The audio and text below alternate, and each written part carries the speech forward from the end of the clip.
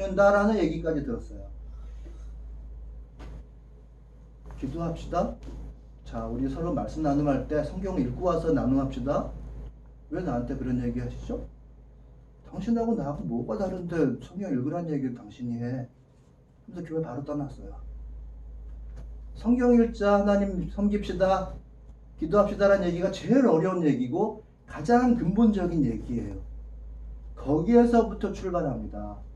경건의 질서라는 건 거기에서부터 출발해요. 그것을 받아들이기가 쉽지 않아요. 거기에 비밀이 있어요. 그러나 여러분과 저도 일단 먼저 참된 예배자가 되어서 생겨나는 그 비밀을 발견하고 거기에서 생겨나는 기적이 있어야 우리 주위에 있는 사람들을 그것으로 도울 수가 있고, 그리고 자녀들을 이끌 수가 있어요. 거기에서 나오는 기적을 분명히 체험해야 거기에서 나오는 은혜가 분명히 그렇구나라고 하는 그 순서가 그게 확실하게 맞구나라고 하는 것이 인정이 되어야 그 다음부터 하나하나 우리 사정에서 읽었던 때를 얻든지 못 얻든지 그리스도를 선포합시다가 그때 되는 거예요. 그게 애매하면 그리스도를 선포해야 될 것 같은데 선포 못해요. 안 해요. 저는 가만히 봐요. 그리스도를 선포해야 될 것 같은데 참된 예배자가 됩시다, 기도합시다, 성경 있는데 답이 있습니다 라고 얘기하는 걸 잘 못 들어요. 아유, 그렇게 힘드세요? 나도 힘든데 같이 힘냅시다. 이 정도는 들어도 참으로 예배하는데 답이 있다는 얘기를 하기는 너무나 어려운 거예요. 내가 그걸 체험해야 되니까. 거기에서 기적이 있다는 것을 내가 분명하게 인식해야 때를 얻든지 못 얻든지 그리스도를 선포를 하죠.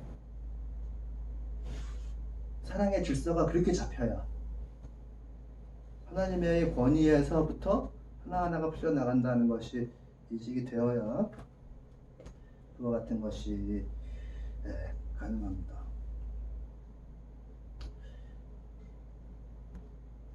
관계가 오래 가려고 하면, 관계가 오래 가는 걸 원하시죠? 오래 가려고 하면 제가 최대한 잘 해드리겠습니다. 이거는 정말 오래 못 가요. 어떤 말을 하시든지 한번 제가 수용하고 거기에 맞춰볼게요 라고 하는 이거는 정말 맞출 수도 없고요. 제가 가장 밑바닥에서 못하는 부분이 있어요. 암만 노력해도 제가 할 수 없는 부분이 있고요. 그나마 하나님의 은혜로 그래도 100%는 아니어도 가짐이 있어요. 못 가진 것이 있고 가진 것이 있어요. 그 가진 것 상한선, 못 가진 것 상한선, 그 안이 나라는 사람이에요. 그래서 다른 사람과 내가 마주쳤을 때는 반드시 다른 사람이 마주치게 돼요. 뭔가 합의를 해야 된다고 할 때는 기본 전제가 이 우주의 구조 자체가, 하나님의 섭리 자체가 다른 사람이 만나서 합의를 하는 것이에요. 비슷한 사람이 뭐 최대한 같이 해봅시다 라고 해서 합의를 하는 게 아니고요. 모든 사람은 완전 다른 사람이 만나서 기쁜 마음으로 합의를 해야 돼요. 일단 그게 분명히 전제예요. 그래서 관계가 오래가고 싶으면, 관계를 깊게 하고 싶으시면 내가 할 수 있는 것, 내가 못하는 것 사이에서 분명히 나는 이렇습니다, 하나님께서 주신 은혜가 요거예요 라는 것을 분명히 얘기해야 관계가 오래가요. 개인으로도 그렇고요.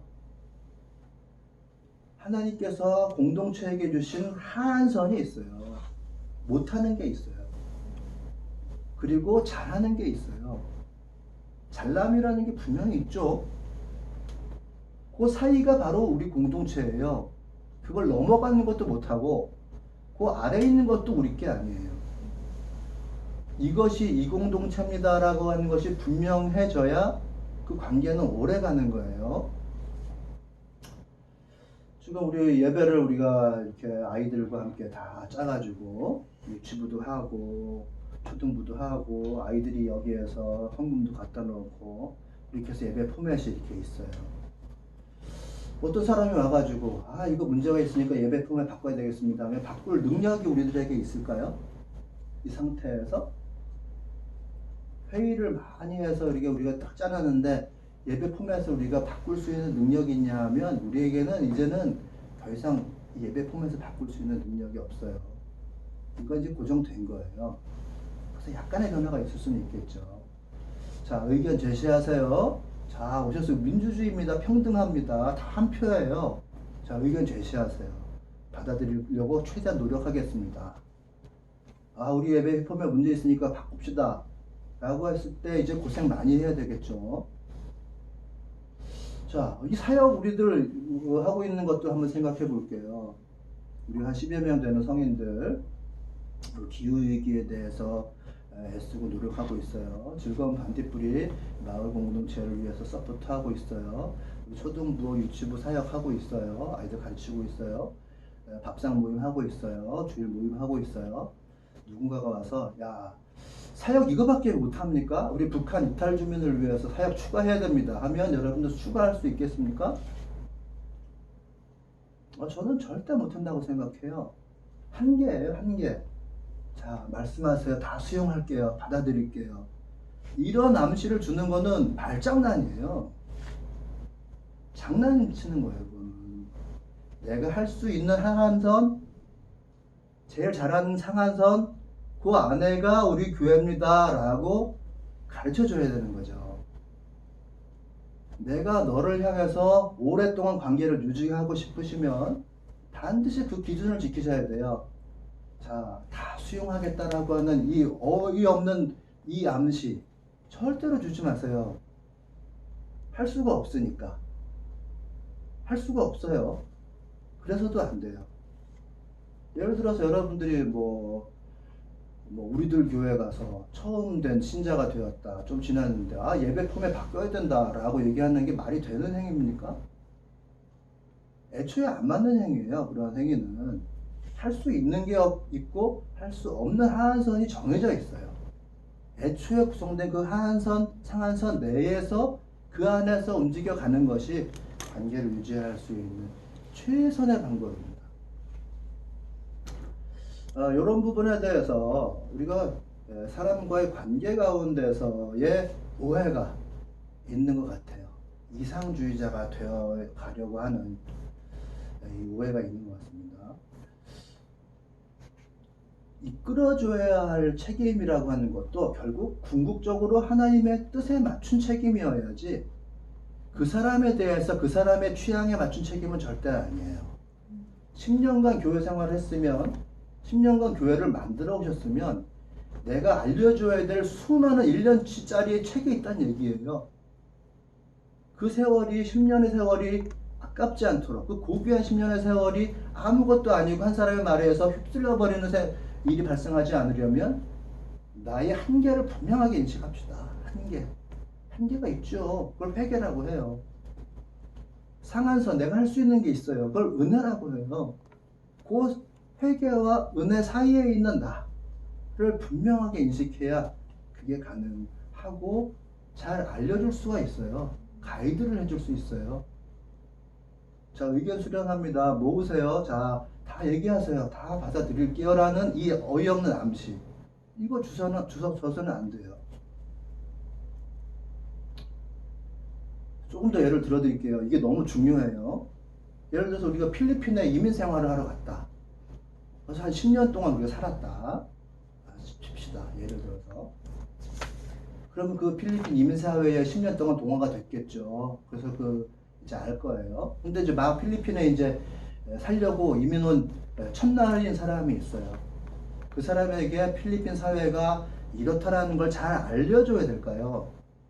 아니면 자, 의견 제시하세요. 우리 같이 의견 제시하시면 이걸로 필리핀 이민사회를 바꿔봅시다. 이렇게 하는 게 맞을까요? 의견 제시할 수도 없고 필리핀 이민사회를 바꿀 수도 없어요. 처음 간 사람은 잘 알려줘야죠. 10년 동안 그 산 세월을 성실하게 잘 살았으면 요목조목 잘 알려줘야죠. 근본적으로 이렇다라고 하는 걸 아는 만큼 알려줘야 돼요. 뭐 교회로 따지면 뭐겠어요? 교회에 하나님께서는 우리 교회를 이렇게 부르셨다. 내 경험에서 이렇게 살아보니 신앙생활이라고 하는 것에 한계가 있고 상한이 있더라.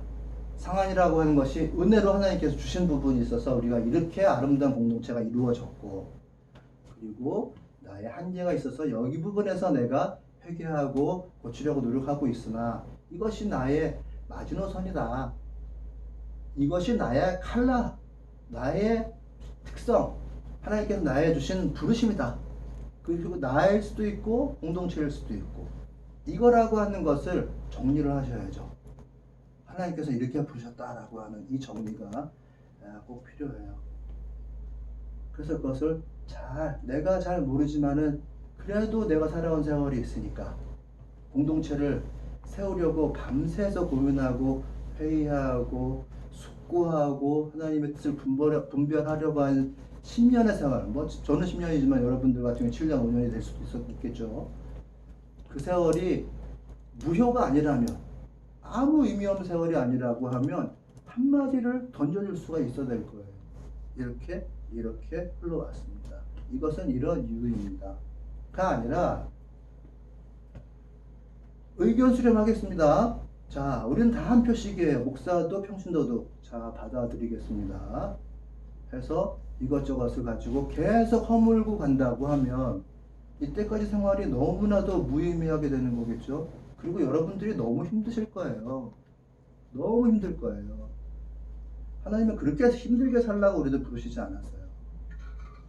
교회라고 하는 것은 하나님께서 부르셔서 십수년이 되면 그 교회의 고유의 부르심이 있습니다. 그것을 넘어가서 새로운 것을 더 갖다 얹고 능력을 분산시키고 이럴 수는 없는 거예요. 경건의 능력이라고 하는 것이 여기까지 확대돼서 좀 더 깊이 하는데요. 내가 있고 너가 있고 그것이 선한 우리의 관계로 발전되어 가려고 하면 최종의 권위를 먼저 예배하는 것, 하나님을 섬기는 것, 하나님의 권위, 그 권위에 의지해서 선한 도덕적인 삶을 살도록 나의 의지를 거기에 맞춰서 가야 되는데, 나 혼자 온도를 적당하게 올려서는 안 되고 같이 올려야 된다. 이게 핵심이에요. 같이 쭉 올려서 같이 떨어뜨려야 된다. 같이 쭉 올리면 같이 변화돼요. 같이 성장해요. 같이 힐링이 돼요. 거기에서 떨어뜨리면 너와 내가 분명하게 구별이 되고 나의 부르심 너의 부르심이 분명해져서 그때 상부상조가 저절로 결과적으로 가능해진다라고 하는 거, 이것을 좀 분명하게 좀 인식했으면 합니다.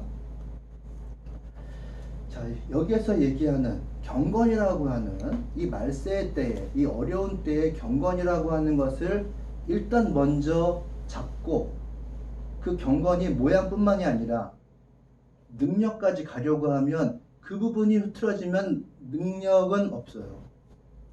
능력은 없어요. 절대. 하나님께서 바꾸시는 성장, 하나님께서 바꾸시는 내 마음의 힐링, 하나님께 주시는 그 권위, 하나님께서 신비하게 베푸시는 그 기적, 하나님께서 기도 가운데 말씀하시는 그 신비한 음성, 아니면 내가 세상을 볼 때 하나님의 시각으로 볼 수 있는 그 탁월한 식견이라고 하는 것은 절대로 있을 수 없다. 내가 너에게 얽매여 버리면 그거는 불가능해요. 하나님께서는 나와 너에게 그렇게 사랑의 흐름을 거꾸로 가져오도록 부르셨다. 거기에 능력이 있다라고 하는 것을 좀 분명히 했으면 좋겠어요. 이 경건을 거부하는 위험한 시대예요. 얼마나 이 시대가 위험한지 아시죠? 그 위험함의 내용이 19가지로 쭉 정리되어서 나옵니다. 결국 하나님보다 무언가를 앞세우게 될 때, 여기서 특별히 주로 물질적인 차원으로 좀 얘기를 하고 있어요. 하나님보다 사람들이 물질을 얼마나 더 사랑하는가에 대해서 이야기를 하고 있습니다.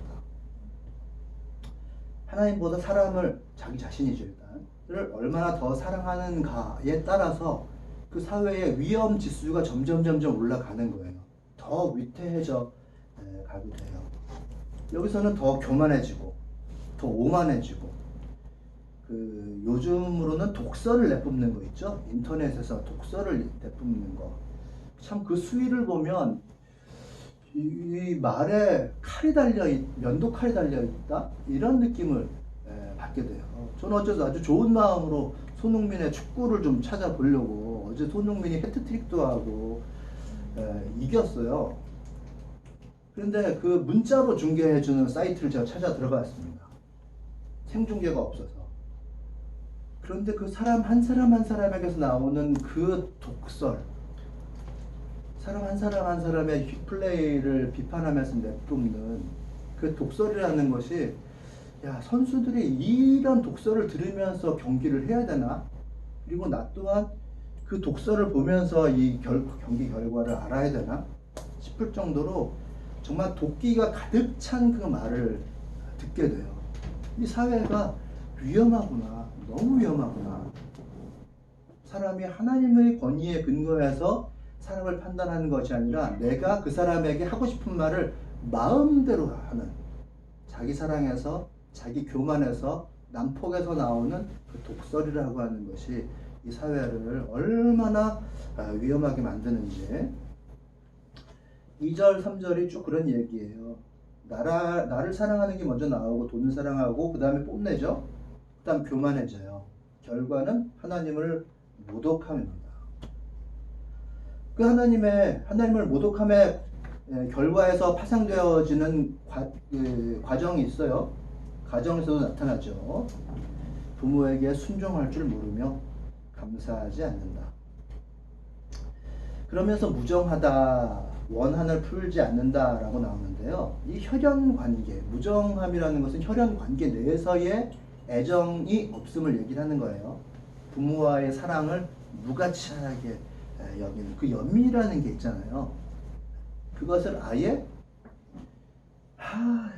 부모님 나한테 짜증나게 해 정도가 아니라 아예 아무 공기도 없이 그 진공으로 만들어 버리는 거 있죠. 사람과 나의 관계를 사시오.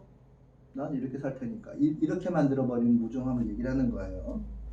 그 혈연 관계나 부모와의 관계를 무가치하게 여기는 것이 사회적으로 또 인정이 되고 있어요.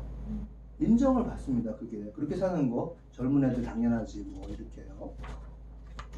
그래서 이 2절 전체를 보고 3절로 이렇게 넘어가면 이 거룩함 자체를 정통으로 거부하는 거예요. 경건을 정통으로 거부하고 있는 모습을 구체적으로 나열하고 있습니다. 경건은 종이장처럼 아주 비웃는 모습을 구체적으로 나열하는 것이고, 그것이 결국은 그 무정함이라는 것으로 나타나는데, 가족 간을 특별히 이야기를 하는 거예요. 원어상으로는 가족 간에 원래 애정이 있다. 애정, 사랑 이런 것에 부정어를 붙여가지고 사랑이 없음으로 나오는데, 그것에 딱 맞는 말을 잘 찾지 못하겠는데 좀 냉담하다고 할까? 차가워진다? 이렇게 무정함, 감정이 없다가 좀 맞는 것 같아요. 그런 느낌의 가족 간에서 그런 뜻이에요. 그 원한을 풀지 않는다는 말은 평화를 추구하지 않음을 이야기를 합니다. 그래서 일부러 의도적으로 갈등을 해결하지 않고 그 상태를 유지하려고 하는, 서로 싸우는 그 상태를 유지하려고 하는 것이 원한을 풀지 않는이라는 원어적인 뜻이에요. 결국 그것은 선을 좋아하지 않는 것으로 귀착이 되거든요. 그러면 하나님의 권위와 사랑, 그리고 가족 간의 유대관계, 이런 것에 대한 전반적인 거부가 이 세상의 특징이고, 그것이 교회 안으로 들어올 것이다 라고 얘기하는 거고, 사람들은 그와 같은 것들을 일부 마음속에 받아들이고 있어요. 선을 싫어하는 거, 선은 왠지 나약한 것 같아, 나한테 걸리면 이제 끝장낼 거야, 이런 사람들이 있거든요. 교회 안에서도 선을 나약한 것으로 생각해서 그래요. 나에게 걸리면 정말 죽는다라고 하는 어떤 이 포악한 생각을 가지고 있어야 그래도 이 세상 살아가지, 이런 이데올로기를 거꾸로 세상이 가져야 할 것을 기독교인들이, 신자들이 수용하고 있는 경우도 많이 있습니다. 그러나 그 대척점에는 뭐가 있냐? 결국 하나님보다예요. 하나님보다 더 자기를 사랑함, 하나님보다 자기를 더 사랑함이 거기에 있다라고 하는 것이죠. 그때가 아주 위험한 때입니다. 그 위험한 때는 뭐 신문지상을 통해서 너무나 많이 우리가 보죠. 부모에 의한 아동학대 이런 게 있잖아요. 아니 입양아가 사망한 그런 케이스도 있어서 그것이 바로 가정 안에 원래 있어야 될 하나님께서 본연적으로 심어주신 그 사랑이라고 하는 DNA가 사람에 의해서 사회적인 이데올로기에서 점점 배척이 되고 이 몸 안에서 다 빠져나가는 그런 상태, 그때가 아주 위험한 때라고 하는 것을 성경에서는 이야기해주고 있어요. 그때 이제 묻지마 범죄가 일어나게 되는 것이죠. 인간의 영혼이 냉혹하고 방탕하고 사납고 난폭해지는 그런 때입니다. 그러면 이 세대는 위험해져 간다 라고 이야기하는데요.